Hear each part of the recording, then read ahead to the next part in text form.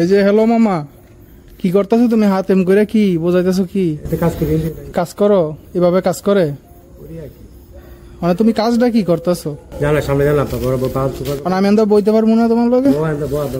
তুমি বউ, তোমার সাথে একটু গল্প করি বসে। তুমি কি কাজ করতেছো এটা তো আমি জানতে চাইতেছি। জানো তো অনেক কাজটা শিখাইবা না? তুমি তো তোমার নখ বলো অনেক বড়।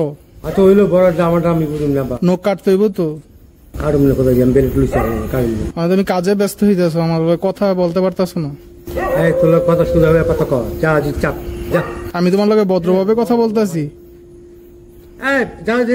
শুদ্ধভাবে কথা বলতেছি তোমার সাথে।